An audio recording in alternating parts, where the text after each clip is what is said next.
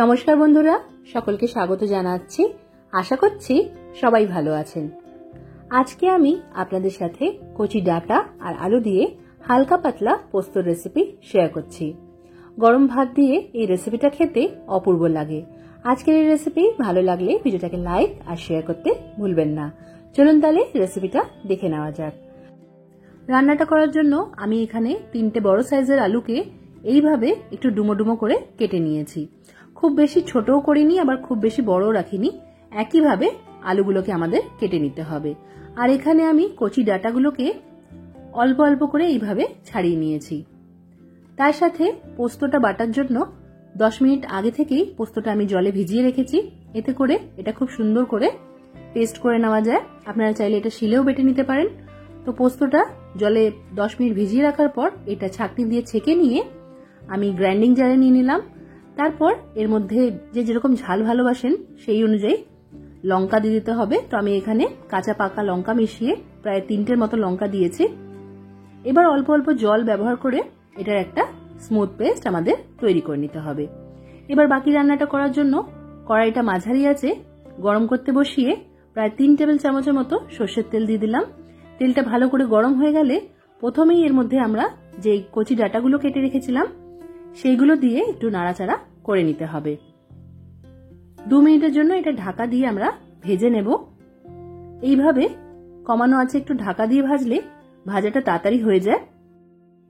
তো এখানে ডাঁটাগুলো ভাজা হয়ে গেছে। এবার এগুলো আমরা তেলের থেকে তুলে নেব। আর এই ধরনের পোস্ত রান্নার জন্য কখনোই কিন্তু ডাঁটাগুলোকে খুব বেশি ভাজতে যাবেন না। এবার এই তেলের মধ্যেই আমি আলুগুলো দিয়ে দিলাম।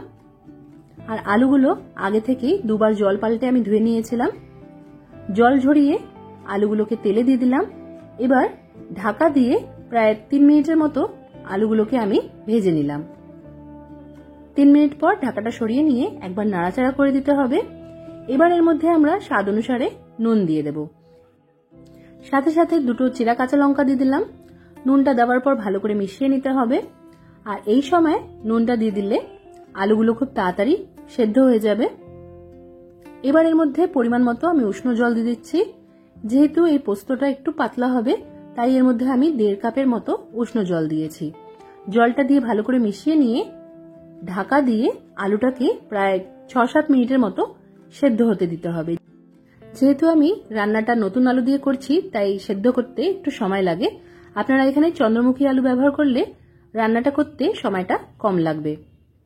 তো 8 মিনিট পর ঢাকাটা সরিয়ে নিয়ে এবার ওপর থেকে আমি যেই ডাঁটাগুলো ভেজে রেখেছিলাম সেগুলো দিয়ে দিলাম। আরেকবার সবকিছুকে ভালো করে মিশিয়ে নিচ্ছি। এই সময় আমাদের চেক করে নিতে হবে যে আলুটা ভালোভাবে সেদ্ধ হয়েছে কিনা। আলুটা সেদ্ধ হয়ে গেলে যে পোস্তটা আমরা লঙ্কার সাথে বেটে রেখেছিলাম সেই পোস্তটা দিয়ে দিতে হবে। গ্রাইন্ডিং জারের মধ্যে অল্প জল দিয়ে গ্রাইন্ডিং জারটা পরিষ্কার করে সেই জলটাও দিয়ে দিলাম। এবার ভালো করে মিশিয়ে নিতে হবে। এই পদ্ধতিতে যখনও আপনারা পোস্ত রান্না করবেন পোস্তটা দিয়ে কখনো ভাজতে যাবেন না। পোস্তটা দেওয়ার পর ভালো করে মিশিয়ে নিলাম। এবার উপর থেকে স্বাদের জন্য 1 চা চামচ চিনি দিয়ে দিলাম। আর নুনটা একটু কম মনে হচ্ছিল তাই আরো 2 চিমটের মতো নুন অ্যাড করে দিলাম। আবারও সবকিছুকে ভালো করে মিশিয়ে নিতে হবে। এইভাবে পোস্ত রান্না করার সময় গ্রেভিটা একটু বেশি করেই রাখতে হয়, তাহলে খেতে বেশি ভালো লাগে। তবে যারা পোস্তর গ্রেভি বেশি পছন্দ করেন না তারা একটু টানিয়ে নিতে পারেন। 2 মিনিটের জন্য হাই ফ্লেমে এটা আমি ঢাকা দিয়ে রান্না করে নেব। 2 মিনিট পর রান্নাটা আমার হয়ে গেছে। এবার আমি আঁচটা বন্ধ করে দেব আর এই পোস্তটা নামিয়ে নেব। তৈরি হয়ে গেছে আমাদের সুস্বাদু হালকা পাতলা ডাঁটা আলু দিয়ে পোস্ত। রেসিপিটা ট্রাই করবেন, কমেন্ট করে জানাতে ভুলবেন না যে আজকের রেসিপি আপনাদের কেমন লাগলো। আজকের মতো এখানেই শেষ করলাম। সবাই খুব ভালো থাকবেন আর সবাইকে খুব ভালো রাখবেন। ধন্যবাদ।